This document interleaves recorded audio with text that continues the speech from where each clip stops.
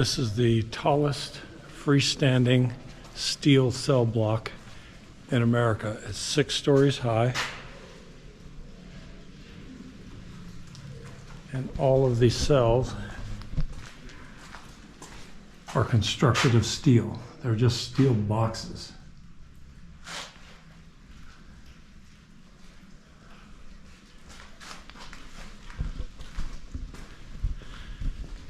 And even though it's 62 degrees outside, it is extremely chilly in here. I'm gonna say it's probably around 50 degrees in here. And it's leaking water. Boy, there was nothing going in and out of those bars except your breath. These were shower rooms. Huh.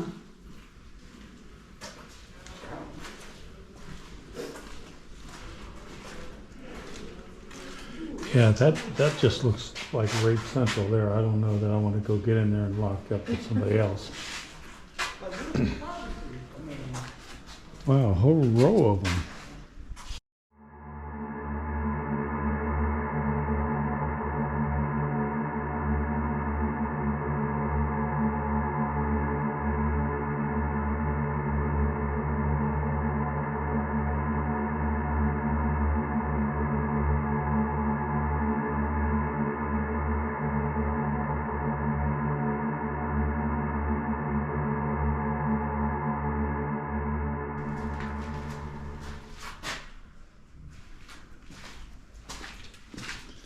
There's so many tiny little rooms. And obviously a shower. Just layers and layers and layers of paint.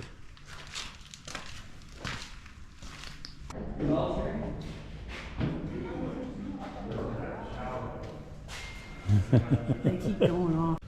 So you can see how little room I had on either side between the cell door and the outside rail. It's tight fit in here, and then my head barely clears this up here.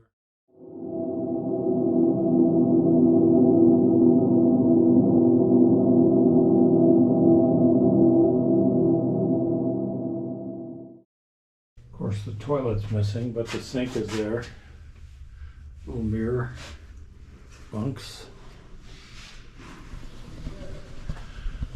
So an incident that happened to us on the tour that we took here in 1998, we came up here to a cell where a prisoner had reached the end of his rope and he set himself on fire.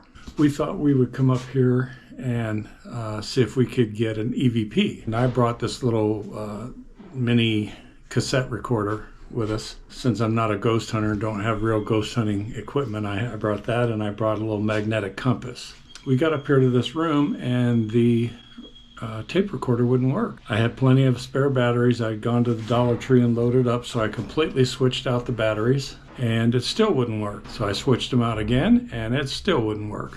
So we gave up on trying to get EVPs. Well, just after we left that cell, my little mini mag light started getting bright and then dim, bright and dim, and the bulb burned out. And I've been using mag lights for over 30 years, and that is still the only bulb that's ever burned out. And luckily, Maglite puts a replacement bulb in the tail of the flashlight, so I took it out and replaced it, and it's still in there to this day. It's still working. So the recorder wouldn't work, and the bulb on my flashlight blew out.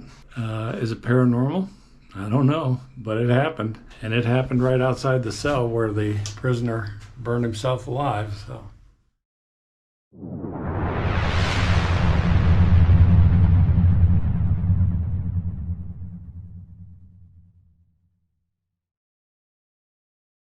In the summer of the year 2000, we came here to the Mansfield Reformatory to participate in a ghost hunt. And the group had been up in the attic on this side, and on the rafters the prisoners had signed their names and put dates on there like old yearbooks. So we had been up looking at that, and we were on our way down to Solitary. I walk faster than most, so came around this corner. I was ahead of the group, and I looked down this corner. I came around this corner with my flashlight, and at that time, this gate was not here. This area was open all the way down this catwalk. I shined my light down the corridor, and about a third of the way down there, I saw a misty, it looked like a small column of fog, basically. I watched this misty figure, about 2 feet high, about that big around.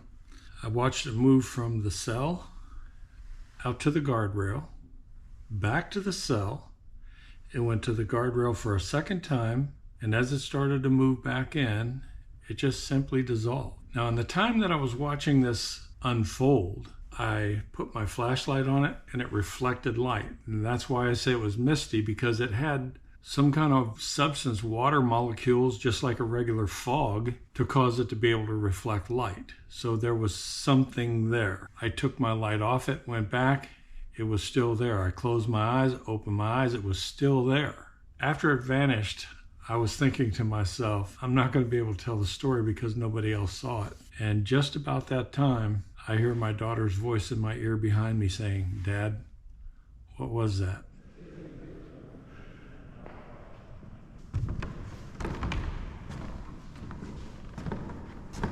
It's kind of creepy, little skeleton hand in the chapel.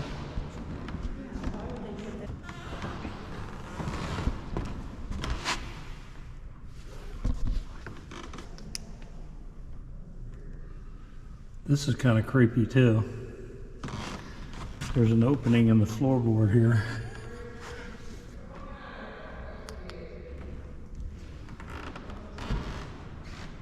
It's the chapel.